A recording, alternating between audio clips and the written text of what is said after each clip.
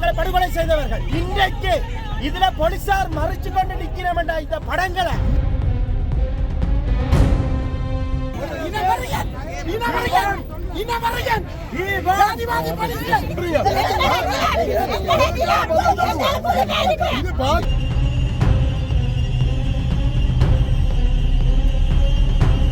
Police பரவாயில்ல பயமில்ல விரட்டாயோ video எடுத்து பரவாயில்ல விரட்டாயோ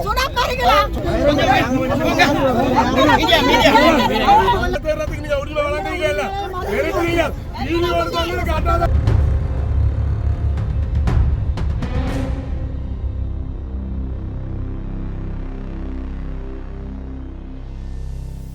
இலங்கை தீவின் வடக்கு மாகாணத்தில் அமைந்துள்ள ஜாழ்ப்பாணம் செம்மணி சித்துப்பாத்து இந்துமயான பகுதி இன்று மீண்டும் சர்வதேசத்தின் கவனத்தை ஈர்த்துள்ள ஒரு முக்கிய பகுதியாக மாறியுள்ளது. ஈழத்தமிழர்களுக்கு எதிரான கட்டமைக்கப்பட்ட இனவழிப்பின் உறைவடையும் சான்றாக விளங்கும் செம்மணி மனித புதைக்குழியானது இலங்கைக்குள் மாத்திரமின்றி சர்வதேச அரங்கிலேயும் மிக தீவிரமாக விவாதிக்கப்பட்டு வரும் ஒரு பிரதான மனித உரிமை பிரச்சினையாக உருவெடுத்துள்ளது. கடந்த கால ஆயுத முதல்கள் மற்றும் ராணுவ கட்டுப்பாட்டு காலப்பகுதிகளில் காணாமலாக்கப்பட்டு பல்லாயிரக்கணக்கான தமிழ் மக்களின் கதை என்னவென்பதற்கு விடை தேடும் முயற்சியில் செம்மணி மனித புதைக்குழி மிக முக்கியமானதொரு திருப்பு முனையாக பார்க்கப்படுகின்றது. சித்துப்பாத்தி இந்துமயான பகுதிகளில் பெருமளவிலான உடல்கள் சட்டவிரோதமாக கொல்லப்பட்டு புதைக்கப்பட்டிருக்கலாம் என்ற சந்தேகங்களும் தகவல் ஆதாரங்களும் வெளியானதை தொடர்ந்து நீதி விசாரணைகளுக்கான முதல்கட்ட நகர்வுகள் ஆரம்பிக்கப்பட்டன. நீதி அமைச்சு, உள்ளூர் நீதிமன்றங்கள் மற்றும் சட்ட அமலாக்க துறைகளின் அனுமதியை பெற்று ஆரம்பிக்கப்பட்ட அகழ்வு பணிகள் வெறும் சந்தேகங்களை மாத்திரம் மெய்ப்பிக்கவில்லை, மாறாக தமிழின வரலாற்றின் மிக இருண்ட வலி நிறைந்த பக்கங்களை உலகிற்கு வெளிச்சமிட்டு காட்டியுள்ளன. செம்மணி மனித புதைக்குழியில் முன்னெடுக்கப்பட்டு வரும் அகழ்வு பணிகள் தற்செயலான ஒன்று அல்ல. முதலாம் கட்டு அகழ்வு பணியின் போதே மனித எலும்புக்கூடுகள் மீட்கப்பட்டதை தொடர்ந்து அப்பகுதி உத்தியோகபூர்வமாக மனித புதைக்குழியாக அடையாளப்படுத்தப்பட்டது. அதனைத் தொடர்ந்து விரிவுபடுத்தப்பட்டு முதலாம், இரண்டாம் மற்றும் மூன்றாம் கட்டு அகழ்வு பணிகள் மூலம் இதுவரை சுமார் 93 நாட்கள் தொடர்ச்சியாக அகழ்வுகள் முன்னெடுக்கப்பட்டுள்ளன. இந்த 93 நாள் அகழ்வு பணிகளின் முடிவில் அதிர்ச்சி அளிக்கும் வகையில் மொத்தம் 467 மனித எலும்புக்கூடுகள் அடையாளம் காணப்பட்டு மீட்கப்பட்டுள்ளன. மண்ணை தோண்ட தோண்ட வெளிவந்த மனித எச்சங்கள் சாதாரண மரணங்களின் சான்றுகளாக இருக்கவில்லை. அவை அனைத்தும் கோரமான வன்முறை மற்றும் சித்திரவதைகளின் சுவடுகளை தாங்கிய வெளிவந்தன. மீட்கப்பட்ட எச்சங்களில் கணிசமானவை பசி ஆறாத சிறுவர்கள் மற்றும் பிஞ்சு குழந்தைகளின் எலும்புக்கூடுகள் ஆகும். ஒரு தாய் தன் குழந்தையை தழுவிய வண்ணமும் தாங்கியவாறும் புதைக்கப்பட்டிருந்த காட்சிகள் காண்போரின் நெஞ்சை உறைய வைத்துள்ளன. பல எலும்புக்கூடுகளின் கைகள் பின்புறமாக மடிக்கப்பட்ட நிலையிலும் கால்கள் உடைந்த நிலையிலும் காணப்பட்டன. சிறுவர்கள் ஒருவரோடு ஒருவர் கைகொடுத்த நிலையில் புதைக்கப்பட்டிருந்தமை உயிருடன் புதைக்கப்பட்டார்களா அல்லது கொடூரமாக கொல்லப்பட்ட பின்னரா என்ற பலத்த சந்தேகங்களை எழுப்பியுள்ளது.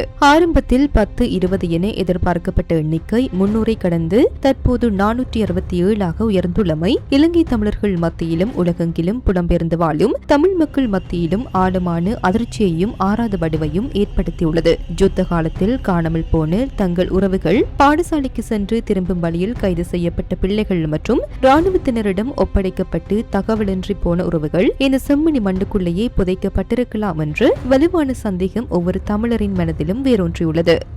செம்மணி மனித புதைகுழியில் 300க்கும் மேற்பட்ட எலும்புக்கூடுகள் மீட்கப்பட்டதை தொடர்ந்து தமிழ் மக்கள் உள்ளூர் அளவிலும் சர்வதேச அளவிலும் நீதிக்காக குரல் கொடுக்க தொடங்கினர். இதன் விளைவாக சர்வதேச மனித உரிமை அமைப்புகள், ஐக்கிய நாடுகள் சபையின் பிரதிநிதிகள் மற்றும் பல்வேறு நாடுகளின் தூதரக அதிகாரிகள் செம்மணியை நோக்கிய தங்கள் கவனத்தை திருப்புவதற்கு தள்ளப்பட்டனர். இதன் ஒரு முக்கிய கட்டமாக ஐரோப்பிய ஒன்றியத்தின் உயர்மட்ட ராஜதந்திர பிரதிநிதிகள் குழுவொன்று யாழ்ப்பாணத்திற்கு நேரில் விஜயம் செய்து செம்மணி மனித புதைகுழியையும் பணிகளையும் நேரடியாக பார்வையிட்டது. இந்த உயர்மட்ட ராஜதந்திரிகளின் வருகையானது சர்வதேச சமூகத்தின் கவனம் செம்மணி பக்கம் திரும்பியுள்ளது என்ற எதிர்பார்ப்பை ஏற்படுத்திய போதிலும் உள்ளூர் மக்களின் உண்மையான வலியை உணர்வதில் இந்த ஐயம் எந்த அளவிற்கும் பயனுள்ளதாக அமைந்தது என்ற கேள்வி உடனடியாகவே உருவானது.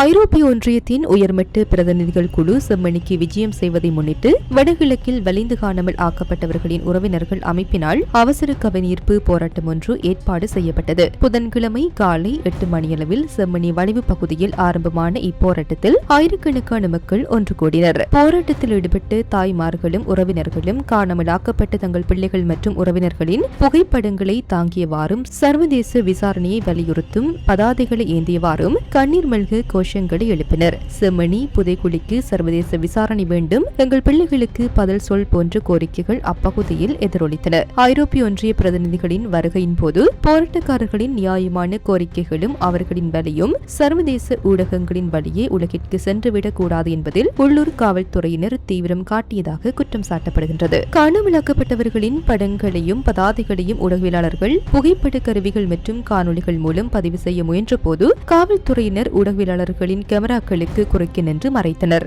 மக்களின் எதிர்ப்பையும் படங்களையும் சர்வதேச பிரதிநிதிகள் பார்ப்பதை தடுக்கும் வகையில் காவல்துறை செயல்பட்டதாக கூறப்படுகின்றது. காவல்துறையினரின் இந்த செயலுக்கு போராட்டக்காரர்கள் கடும் எதிர்ப்பு தெரிவித்தனர். எங்கள் வலியை மறைக்காதீர்கள், அங்கிருந்து நகருங்கள் என்று தாய்மார்களும் செயற்பாட்டாளர்களும் உரக்கு குரல் எழுப்பியதை தொடர்ந்து நிலைமை பதற்றமடைந்தது. போராட்டக்காரர்களின் வலுவான எதிர்ப்பை அடுத்து காவல்துறையினர் அப்பகுதியிலிருந்து பின்வாங்க நேரிட்டது. ஐரோப்பிய ஒன்றிய தூதுக்குழுவின் விஜயம் மற்றும் அதன்போது நடந்த சம்பவங்கள் குறித்து தமிழ் அமைப்புகளும் அரசியல் தலைவர்களும் தங்கள் கடுமையான கருத்துக்களையும் ஏமாற்றங்களையும் வெளிப்படுத்தியுள்ளனர். ஈழத்தமிழர் மகளிர் சிறுவர்களுக்கான மேம்பாட்டு அமைப்பின் வடக்கு கிழக்கு பணிப்பாளர் வாசுகி சுதாகரன் யாழ் ஊடக மையத்தில் நடத்திய ஊடகவியலாளர் சந்திப்பில் தெரிவித்துள்ளதாவது: இலங்கை தமிழரசு கட்சியின் தலைவர் CVK சிவஞானம் கருத்து தெரிவிக்கையில், செம்மணி விவகாரத்தில் அறிவியல் ரீதியிலான மற்றும் சுதந்திரமான அணுகுமுறையின் அவசியத்தை வலியுறுத்தியுள்ளார். செம்மணி மனித புதைக்குழி தொடர்பாக சர்வதேச தரத்தின் கீழ் தனியான அறிவியல் பூர்வ ஆய்வு முன்னெடுக்கப்பட வேண்டும். இந்த காலப்பகுதியில் இந்த மனிதர்கள் புதைக்கப்பட்டார்கள் என்பதை துல்லியமாக கண்டறிவதன் மூலமே அந்த காலப்பகுதியில் அப்பகுதியில் பொறுப்பில் இருந்து ராணுவ அதிகாரிகளையும் குற்றவாளிகளையும் துல்லியமாக அடையாளம் காண முடியும். இதனை நாம் ஐரோப்பிய ஒன்றிய தூதுக்குழுவிடம் வலியுறுத்தியுள்ளோம். செம்மணி மனித புதைகுழியில் மீட்கப்பட்டுள்ள 467 மனித எச்சங்களும் இலங்கையின் உள்நாட்டு நீதி பொறிமுறையின் பலவீனத்தையே சுட்டிக்காட்டுகின்றன. உள்நாட்டு விசாரணை அமைப்புகள் மூலமாகவோ அல்லது அரசு சார்ந்த ஆணைக்குழுக்கள் மூலமாகவோ தமிழர்களுக்கு பல தசாப்தங்களாக நீதி கிடைக்கவில்லை என்பதே வரலாற்று சான்றாகும். ஆதாரங்கள் சிதைக்கப்படும் அபாயம், உள்நாட்டு அமைப்புகளால் முடக்கப்படும் அகழ்வு பணிகள் மற்றும் தடவியல் ஆய்வுகள் வெளிப்படைத்தன்மையற்று இருப்பதாக பல தரப்பினரும் குற்றம் சாட்டுகின்றனர். கடந்த காலத்தில் இடம்பெற்ற மனித உரிமை மீறல்களில் ஈடுபட்ட ராணுவ உயர் அதிகாரிகளுக்கு தண்டனை வழங்கப்படாமல் அவர்களுக்கு பதவி உயர்வுகளும் அரசியல் பாதுகாப்பும் வழங்கப்படும் சூழல் நிலவுகின்றது. தடவியல் தொழில்நுட்ப குறைபாடுகள், எலும்புக்கூடுகளின் கால நிர்ணயத்தை துல்லியமாக கணக்கிட சர்வதேச தரம் வாய்ந்த ஆய்வாளர்களின் உதவி அவசியமாகின்றது. இவ்வாறான சூழலில் ஐக்கிய நாடுகள் மனித உரிமைகள் பேரவை மற்றும் சர்வதேச குற்றவியல் நீதிமன்றம் போன்ற சர்வதேச அமைப்புகள் நேரடியாக தலையிட்டு சுயாதீனமான நிபுணர்களை கொண்டு செம்மணி மனித புதைகுழியை அகழ்வு செய்ய வேண்டும் என்பதே உலக தமிழர்களின் ஒருமித்த கோரிக்கையாக உள்ளது. இது போன்ற செய்திகளை தெரிந்து கொள்ள சமூகம் நியூஸ் சேனலை சப்ஸ்கிரைப் செய்து அருகில் உள்ள பெல் பட்டனை கிளிக் செய்யுங்கள். மேலும் இது போன்ற செய்திகளை உடனுக்குடன் தெரிந்து கொள்ள சமூகமீடியா.com என்ற இணையதளத்தின் வாயிலாகவும் எங்களுடன் இணைந்திருங்கள்.